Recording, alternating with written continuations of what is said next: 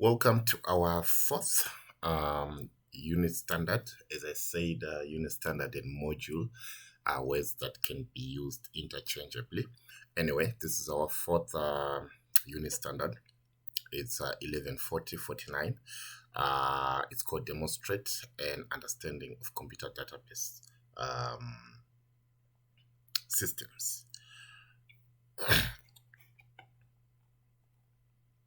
So, we are going to be talking about databases. I'm sure it's a word that you have heard before that gets thrown around a lot. Then the question becomes, do you really know what a database is, and can you be able to effectively communicate about databases? All right, let's get to understand why we are here. The first thing that we need to be able to do is to describe data management issues and how it is addressed by a DBMS. DBMS literally is Database Management System. So if ever you hear me saying that word, or if ever you hear about it in the future when discussing IT and stuff, just know that it's about databases. So Database Management System. So we want to see all the issues and how they're addressed when it comes to database management systems. First of all, let's understand what a database is. Maybe let's first understand what data is. Then we understand a base, and then we talk about how to manage it and what a system that can manage that database could be. So then we end up completely with a database management system.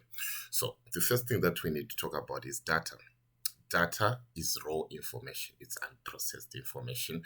This could be, let's say we take it personal. This could be information about your health, such as your heart rate, such as your eyesight, how good it is on a scale of the normal eyesight that is expected, your weight, do you have any chronic diseases, do you have any genetic diseases? All those things are data. They don't really mean anything until we start analyzing them. Let's say we want to give you insurance. We might have to know all those things beforehand, because we don't want to end up having a moment of just donating money to you, since we already would have known that, for example, you wouldn't live that long. So it will be very beneficial to us to understand exactly what type of diseases are you suffering from before you even take, for example, a funeral insurance, because sometimes people start thinking about those things just when they think they're about to die. So that wouldn't be very good for you if you are the owner of that insurance company. So you need to collect data about this potential customer, then you can process it into information. That's why data is important. We get the data, then we can process this into information. Information can then be used for us to make what are then called well-informed decisions, because now we know this person is dying, this person is old. All these things will then be able to make us know what type of package that we can give to our client, if ever there's any package we should give them anyway, because not everyone is suitable to be your client at every turn of events. Now that we've got that out of the way, that's data for you. Every information that you have out there, your name, your surname, and everything, all that is data.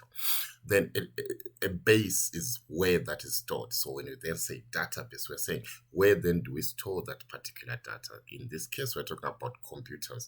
And in a computer, you don't just switch up your computer and find a database. So that means on your computer, there is somewhere where these databases can then be stored. That's when then we talk about the system.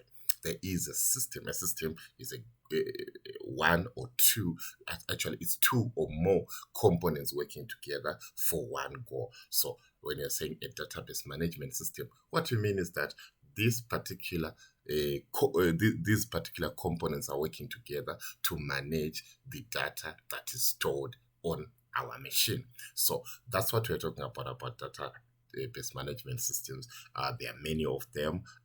There are many different ways to address them. In this particular course, we're not really going to look much into the database database management systems, in particular, like creating them. We're just going to understand what they do and what they are made of and so forth like that. In more advanced courses, hopefully I'll be the one to take you, we can even go on to create a database management system. It is actually created mainly using such programming languages as your SQL, which means structured query language. I'm just now throwing this in there in case one day it becomes a point of discussion, maybe in an interview. Maybe you just want to have an idea about that, but we won't be able to go that deep here. It's a course on its own about creating databases. Wonderful. Now that we've got the DBMS out of the way, we can now go on to even discuss all the stuff that are there in our learner guide. So the first thing that we want to talk about is what is data management. Data management is the development and execution of architectures, meaning of structures, literally.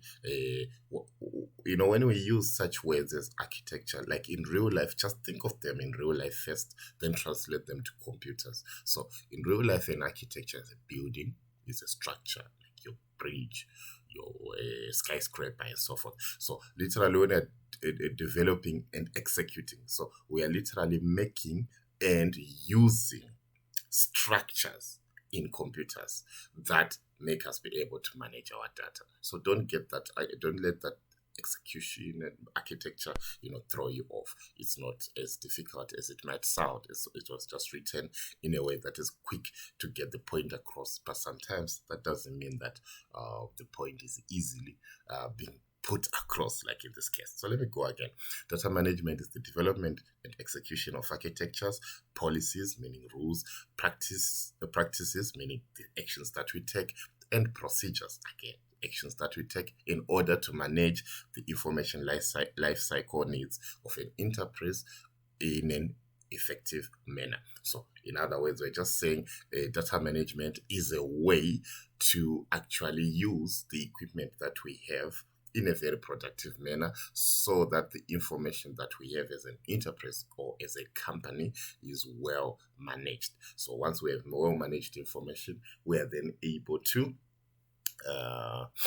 deliver on our promises, for example, to our clients and so forth. Now, the next thing that we need to understand is what are the issues that come along with database management.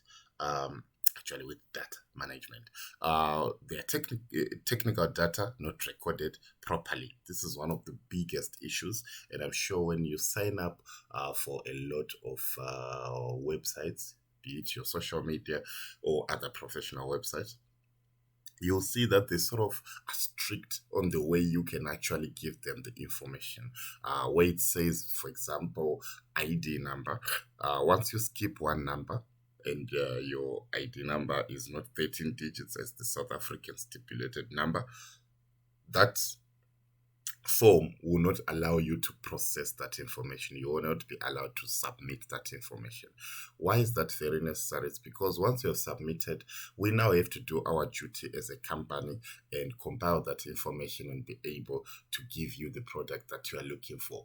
But if that information is not correct, it therefore means the products that we're going to give you are not going to be correct. So that will actually spell bad things on our side. So now it will take a long time for us to actually call you and get correct all that data, which sometimes is actually impossible in the case of big companies such as your MTN, your Telcom, and everything. Calling every one of their clients to correct certain things is not really a viable option, unless it's the only option at the end of the day. And again, it can open a lot of loopholes in terms of thieves taking advantage of that, then calling clients and getting money from them and so forth. So it is very necessary to make sure that our data is recorded properly. By properly recording our data, we literally mean it's accurate, it's actually correct. We're making sure ID number is an ID number.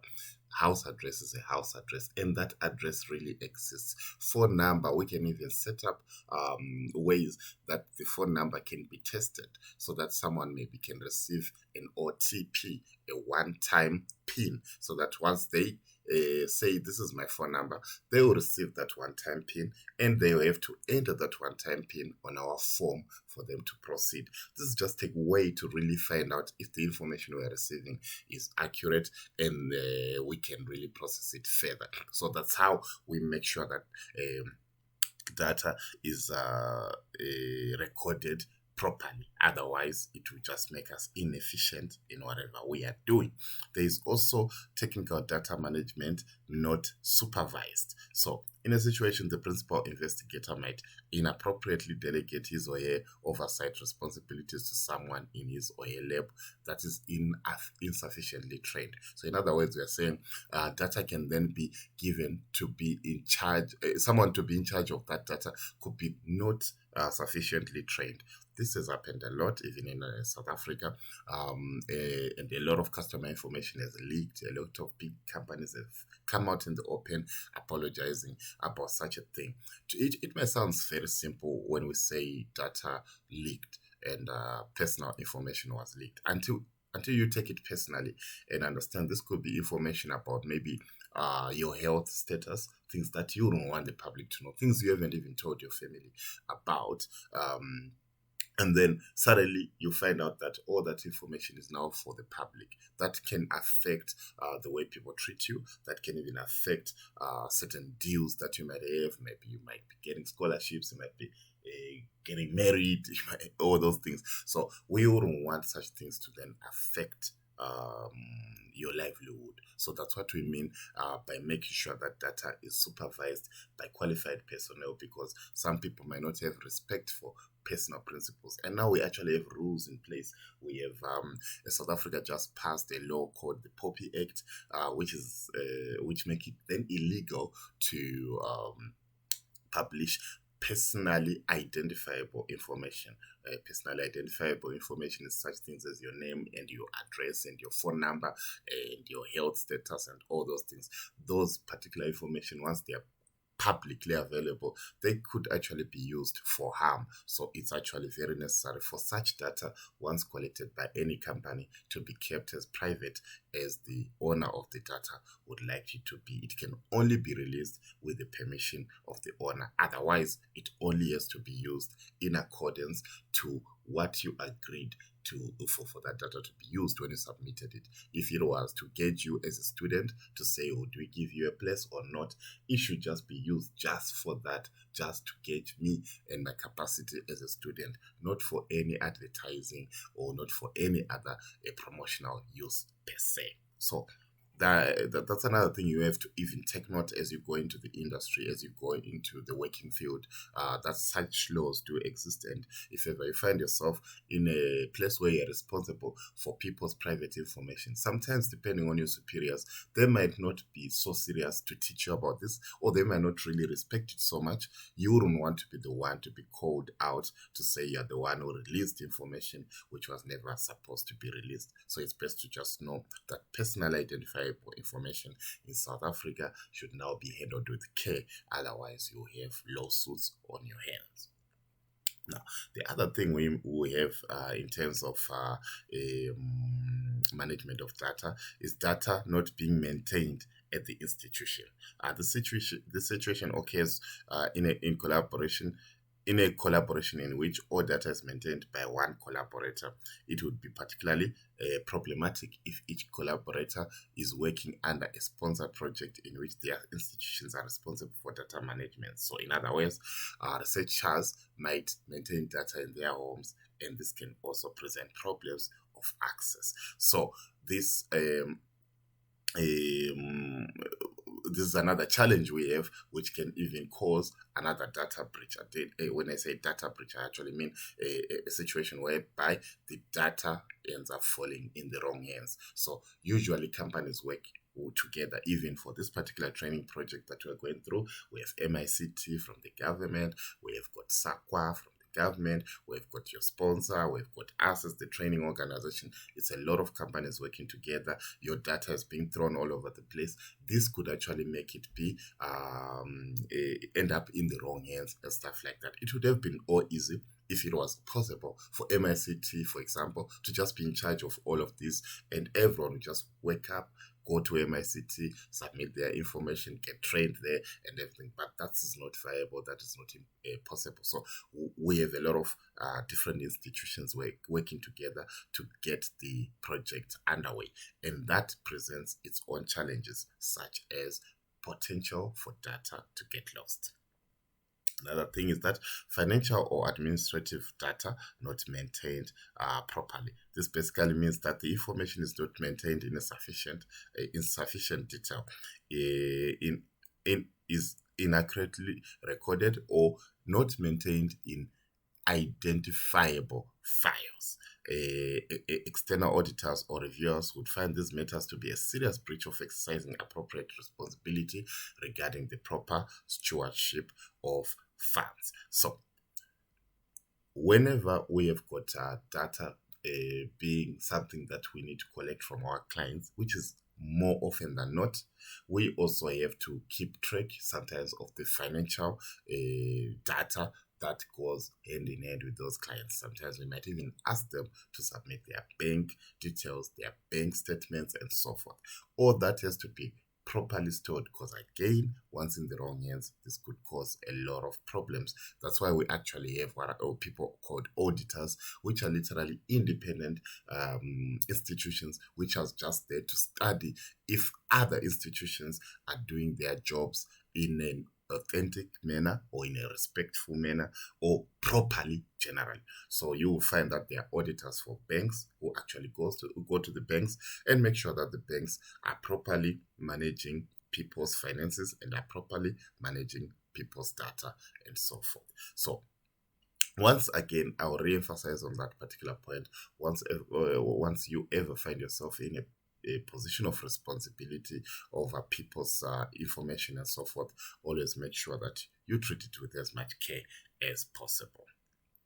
All right, I'll stop here for now since our video has gone for far too long. Let's meet each other on the next lesson.